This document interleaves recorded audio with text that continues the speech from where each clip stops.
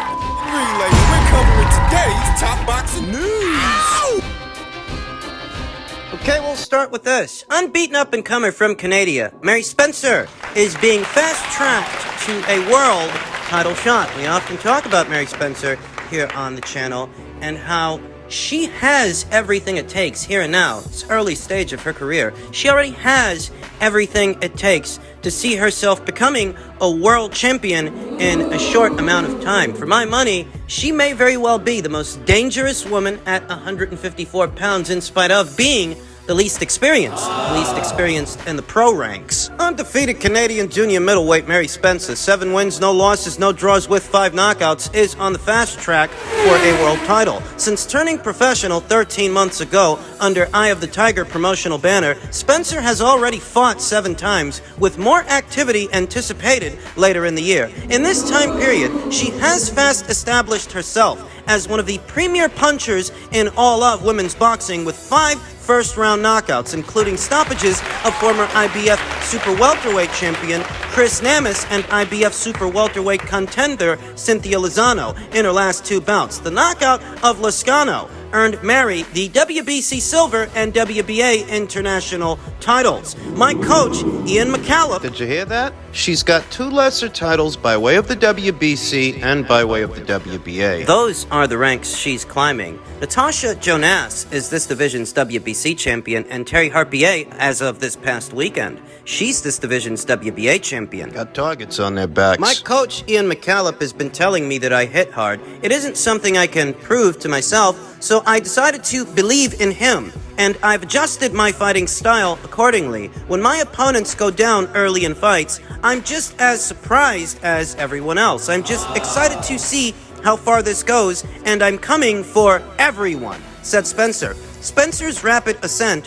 through the pro ranks may not be a surprise to anyone that followed her career as perhaps the most highly touted female amateur boxer in Canadian history, with a total record of 118 wins, 9 losses. As a member of Team Canada, Spencer won 3 gold medals at the World Amateur Games 2005, 2008, 2010, a gold medal at the 2011 Pan Am Games in Guadalajara, and represented the country at the 2012 London Olympic Games. Spencer's combination of an incredible amateur pedigree, superb boxing ability, and increasingly unleashed power in both hands will make her a tough matchup with any fighter in the super welterweight division. Mary is the dark horse of this division, says manager Brian Cohen, who has added number 40 and 41 titles to his list of accolades in women's boxing. Eye of the Tiger is an amazing promotion. To believe in Mary as much as they do is a blessing to have from a management perspective.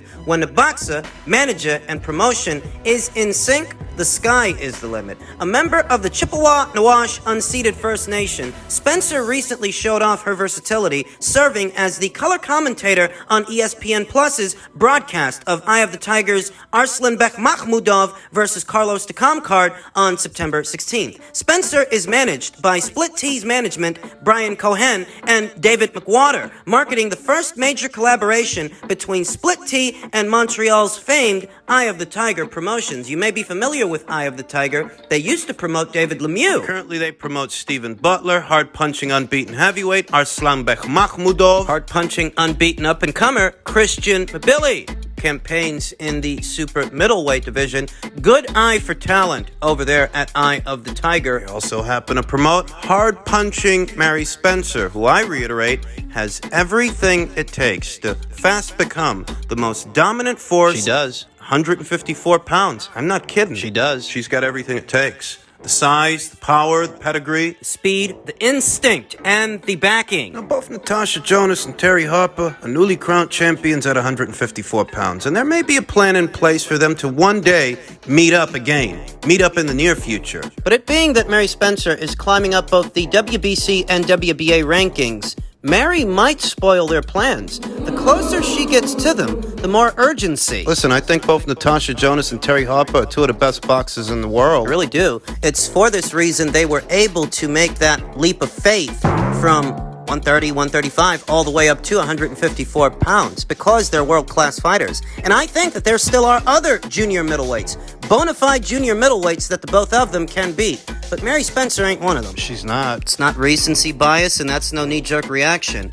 I see a credible, near, and apparent threat to both of them in Mary Spencer. She comes from a great amateur background like Natasha. She's got speed like Terry. But she has more size, strength, and punching power than both. Size, strength, and length. Mary's a tall drink of water for a junior middleweight. So there is a question as to whether or not one of them will end up opposite the ring Mary if Mary becomes their mandatory challenger, because she is being fast-tracked to a title shot. You know, Natasha's supposed to be fighting in a unification match before this year is out, and ideally she'd have the rematch with Terry early next year, in a jiffy. They don't want to stay at junior middleweight too long, because it's only a matter of time before Mary Spencer pins one of them down. This ain't like fighting Hannah Rankin. This ain't like fighting Patricia Brickgold. I think Natasha Jonas and Terry Harper are two of the most excellent boxers in the whole sport. But they ain't got it for this fight. They just don't. They say that Mary Spencer's a dark horse at 154 pounds. They're not kidding. Mary Spencer is coming. She's dangerous. Men's heavyweight news, the rumor mill is spinning. And what it's spinning is that WBA regular heavyweight champion Daniel Dubois could now potentially fight former EBU champion Agit Kabayel on November 26th in London. Nothing is official or been finalized yet. Right now, it really is just a rumor. It really is word of mouth. This is a respectable opponent choice for a fighter in Daniel Dubois' stage of his career. You hear it all the time that not all unbeaten up-and-comers are created equal. You know, Trevor Bryan, he was an unbeaten guy before Daniel Dubois got his hands on him. And Agit Kabayel, he's an unbeaten guy. He's an unbeaten up-and-comer, flying relatively low on the radar, but he really is a cut above Trevor Bryan. He really is. And Agit Kabayel's bread and butter as a boxer isn't so much power, but movement. He's a mover. He's got a very pesky style, this guy. Fights on the balls of his feet, some hand speed, though not much power. You know, he's really not big on power. In the heavyweight division, you're always one punch away from being knocked out, but the likelihood of that increases depending on who's opposite the ring. And Agit Kabayel, he's not a brute force guy. He's not a power guy. He's a finesse fighting kind of fighter.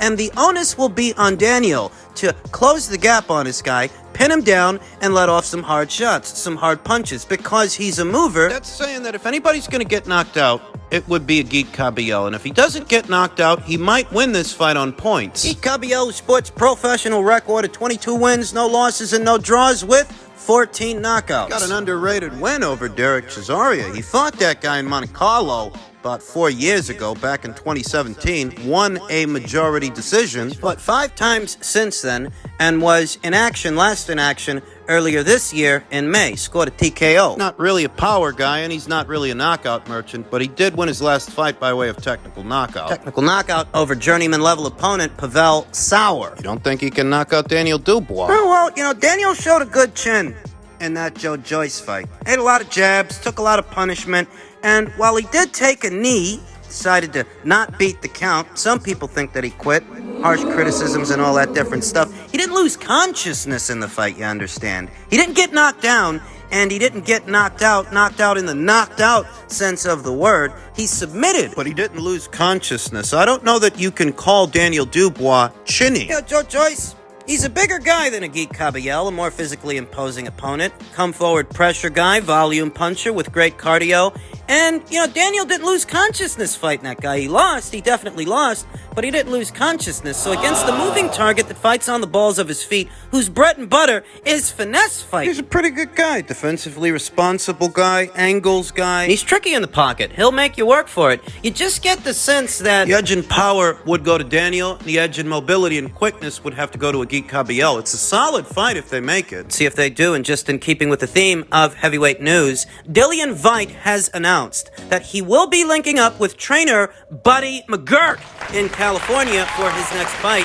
He's been around, had years and rounds of world title experience, and I think that's what I need at this stage in my career. Buddy McGirt ain't just some trainer, you know. He used to be a world championship boxer himself. He knows what it's like inside and outside of the ring. And one of the things that makes Buddy McGirt such a great trainer, perhaps underrated, is that he doesn't try to reinvent the wheel with fighters that he takes on. He seems to focus on areas, strengths that they already have, and works to sharpen them. I don't think Sergey Kovalev would have gotten his WBO title back from Eleider Alvarez if not for the efforts of of Buddy McGirt. I remember Buddy telling the guy, just go back to your amateur pedigree and box the guy. Sergey Kovalev developed a reputation as a devastating puncher, and he stayed in character for a long time, but he actually came from a very solid amateur background, and it was Buddy who instructed him to tap into that amateur background if he wanted to get his WBO title back. Worked. He's currently working with Callum Smith, former WBA champion Callum Smith. Super middleweight champion who's now campaigning as a light heavyweight,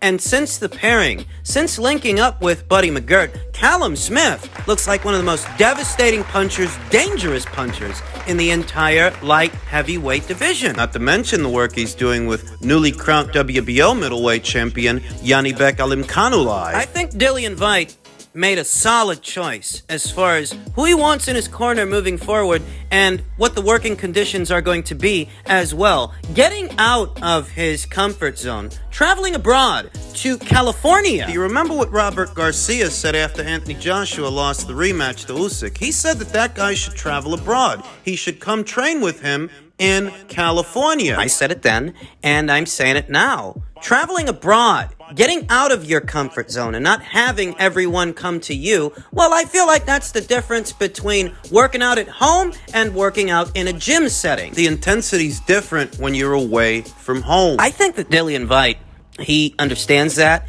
and I think that Dillian White is a smarter guy than he's given credit for. It's for this reason that he's one of the few heavyweights you could put at the box office over there in the United Kingdom and get a decent turnout, decent buy rate, decent numbers at the gate. He's always been able to figure out things for himself and carve out a lane for himself. Buddy McGirt, it's a good idea. Upon hearing of the Tyson Fury versus Anthony Joshua collapse, those negotiations falling apart at the hands of Tyson Fury, really. If anyone's to blame, it's him. He's the one who imposed that deadline. Dillian White threw his name into the hat. He said he'd be willing to fight Anthony in December, though in truth, I don't expect that to be the fight. Not really. If I had it my way, it wouldn't be. I'd rather see them both get themselves back in the winner's brackets in their next fight, and then potentially meet back up next year. Maybe you get Dillian White in there with Zhilei Zhang. Maybe you get Anthony in there with Otto Wallin, or vice versa, because Dillian White was supposed to fight Otto Wallin before he pulled out injured. A lot of people feel he wasn't actually injured. A lot of people feel he was preserving himself for a Tyson Fury fight, but better still, those two boys were supposed to fight, so I could go for a White versus Wallin or White versus Zhang. Either one of those fights are fine by me. I heard something about him potentially returning in November, whereas Anthony is supposed to return in December. I feel like, depending on a dance partner, Dillian White's ring return could get a good turnout. And with Buddy McGirt in his corner, he very well could get himself back in the winner's bracket and have some more big nights and big fights. Finally, just in keeping with the theme of all things heavyweight, we all know what happened. We all know that Tyson Fury doesn't look like he's going to be fighting Anthony Joshua. Looks like he's going to be fighting his old buddy, Manuel Charr. Manuel Charr, who seems to have a decent enough record on paper. Well, what am I always telling you guys? There's more to boxing than what you see on paper. Sporting a professional record of 33 wins, 4 losses and no draws, 19 knockouts, having been stopped 3 times. Manuel Charr wouldn't be a bad choice for an unbeaten up-and-comer. A guy who needs to get some rounds in the bank, a guy who needs some experience against an experienced heavyweight. For an up-and-comer, Manuel Charr wouldn't be a bad choice. A Jared Anderson, an Arslanbek Makhmudov, a Jalalov, a Richard Torres. For an unbeaten up-and-comer, Manuel Charr would be just what the doctor ordered. But for someone of Tyson Fury's stature in the sport, in this division, Manuel Charr is a piss-poor choice, especially for what, in all likelihood, will be billed as a box office fight, a pay-per-view. Talking about a sparsely active 37-year-old heavyweight, sparsely active the last few years. Having been stopped 3 times. 3 times. 3 of his 4 losses were knockout losses. Gives you a good idea why Tyson Fury picked this guy. In the last 4 or 5 years, Manuel Charr has only actually boxed 2 times. 2 times. Once last year in May, then again this year in May. This is what I mean when I say that the guy's sparsely active. In the last 5 years, he's only fought 2 times. And the 2 times that he fought, it wasn't against world-class fighters. World-level, proven fighters. He's done absolutely nothing to earn a title shot in the last 5 years. He really hasn't. This is a guy who was knocked out by Alexander Povetkin and Vladimir Klitschko some years ago, and there's really no shame in that, as both of those guys are world-class operators, world-class knockout artists. Those two guys are. But he was also stopped by a cruiserweight in Maris Breedis. That's what I'm talking about. Tyson Fury knows exactly what he's doing, and he knows exactly why he picked this guy. There's really no shame in being stopped by Vladimir, or Alexander for that matter. Those guys really are knockout artists, world-class guys, but when a heavyweight stopped by a cruiserweight... Maris Breedis stopped this guy, and good fighter that Maris Breedis might be, he still is a cruiserweight, and a moderately sized one. He stopped Manuel Charr. That was 7 years ago. So, for a prospect, Manuel Charr is just what the doctor ordered. But for a reigning heavyweight champion that carries on the way that Tyson Fury carries on, well, this is a piss-poor choice, even for a keep-busy fight, an in-between fight. A 37-year-old fighter that's only fought 2 times in the last 5 years? I mean, aside from taking everybody for a ride and trying to convince the world that you were going to fight Anthony Joshua when the whole time you knew you were always going to fight this guy, aside from people, a lot of them, they're already pissed about that. People don't like Tyson Fury wasting their time and getting their hopes up. But irrespective of that, this is a piss-poor choice in general. A piss-poor choice as a whole. A piss-poor choice for a guy who fancies himself the best heavyweight... The best heavyweight in the world is fighting Manuel Charr. I can guarantee you this much. Whoever Anthony Joshua fights in his comeback fight, it will likely be someone better than Manuel Charr. If a guy coming off of 2 back-to-back losses can make a better choice for his next fight than Tyson Fury can, well, what does that say about Tyson Fury? You're expecting the boxing fans in the UK to pay box office prices to see you fight a chinny 37-year-old heavyweight. Now, maybe if this were on regular BT, at no additional charge to the consumer, maybe you could get away with it. But the fact that you gave everybody the runaround for so long to end up fighting a guy like this, and if you actually have the nerve to build this as a pay-per-view... There's no sizzle. There's no intrigue in association with a fight like this. Everybody's expecting Tyson Fury to plow through this guy, so why would they want to pay for that? And it's not like he has his own set of followers in the UK like Dillian White did. He doesn't. That's why this is a piss-poor choice for a heavyweight champion.